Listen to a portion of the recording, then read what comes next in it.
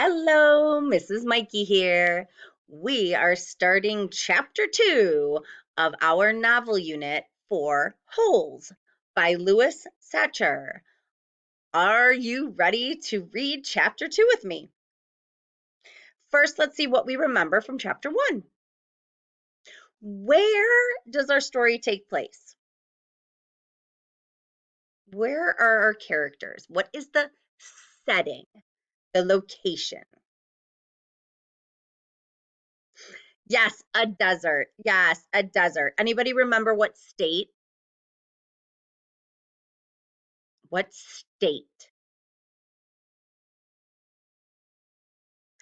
We were in the very hot, dry desert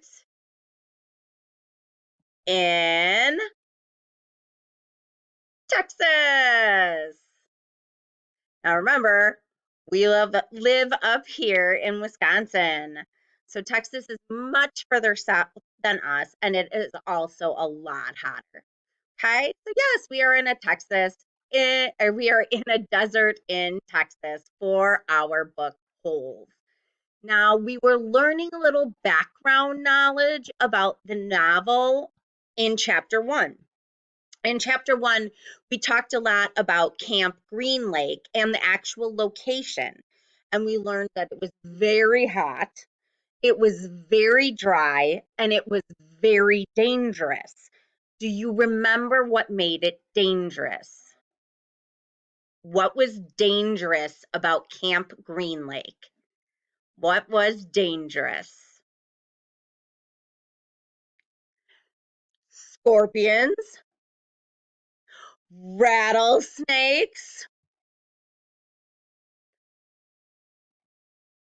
the yellow spotted lizard. The yellow spotted lizard. Yes, all of those things were very, very dangerous. So, is Camp Green Lake a place you want to visit for fun? No, probably not, right? All right, let's read chapter 2, Holes. The reader is probably asking, why would anyone go to Camp Green Lake? Most campers weren't given a choice. Camp Green Lake is a camp for bad boys. If you take a bad boy and make him dig a hole every day in the hot sun, it will turn him into a good boy. That was what some people thought. Stanley Yelnats was given a choice. The judge said, you may go to jail or you may go to Camp Green Lake. Stanley was from a poor family. He had never been to camp before. Do you think he's going to like this camp? Do you think he knows what he's getting into? Why did he go to this camp? He did make the choice. He did make the choice to go to camp. He did choose to go to camp. What was his other option? He could either go to the camp or go to where? Yeah, go to jail. So he either has camp or jail. I'm guessing camp sounded like more fun, right? But does he know about the scorpions and the rattlesnakes and the yellow spotted lizards? Probably not. Do you think he knows about the digging holes?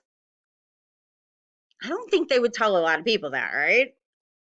So he has no idea what he is getting into. We are going to start reading just a little bit of chapter 3. We want to find out what happens when Stanley arrives at Camp Green Lake and sees it for the very first time. What do you think is going to happen? Is he going to like the camp? Is he going to be surprised? What do you think he might be surprised about? All right, let's read just a little bit of chapter 3. Stanley Yelnats was the only passenger on the bus, not counting the driver or the guard. The guard sat next to the driver with his seat turned around facing Stanley, and a rifle lay across his lap. Stanley was sitting about 10 rows back, handcuffed to his armrest. His backpack lay on the seat next to him. It contained his toothbrush, toothpaste, a box of stationery his mother had given him. He promised to write her at least once a week. He looked out the window, although there wasn't much to see, mostly fields of hay and cotton. He was on a long bus ride to nowhere. The bus wasn't air conditioned, and the hot, heavy air was almost as stifling as the handcuffs. Does this sound like a fun trip? No, of course not. He is on this bus with the driver and an officer with a gun in his lap. He's a kid on his way to camp, and he's handcuffed in the bus. Yeah, that's a lot going on, isn't it? That is a lot going on. How do you think he feels? Do you think he's excited about camp now that he's on this police bus? Probably not. I don't think I would be. How would you feel? Stanley and his parents had tried to pretend that he was just going away to camp for a while, just like the rich kids do. When Stanley was younger, he used to play with stuffed animals and pretend the animals were at camp. Camp Fun and Games, he had called it. Sometimes he'd have them play soccer with a marble. Other times they'd run an obstacle course or go bungee jumping off a table, tied to broken rubber bands. Now, Stanley tried to pretend he was going to Camp Fun and Games. Maybe he'd make some friends, he thought. At least he'd get to swim in the lake. Uh-oh. Does Stanley have any idea what Camp Green Lake is like? No, he does not have any idea what Camp Green Lake is like. He still thinks that there's going to be a lake there. He is in for a big surprise, right? Why do you think they were pretending like he was going away to summer camp? That's kind of a hard one. Do you think they all felt bad that he had to go to Camp Green Lake because he was naughty? And his parents were probably sad and they didn't want to think like it was jail.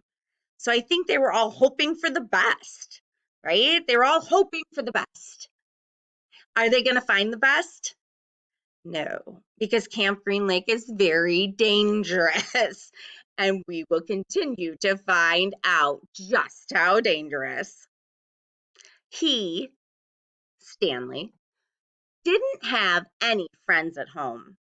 He was overweight, and the kids at his middle school often teased him about his size. Even his teachers sometimes made cruel comments without realizing it. On his last day of school, his math teacher, Mrs. Bell, taught ratios. As an example, she chose the heaviest kid in the class and the lightest kid in the class and had them weigh themselves.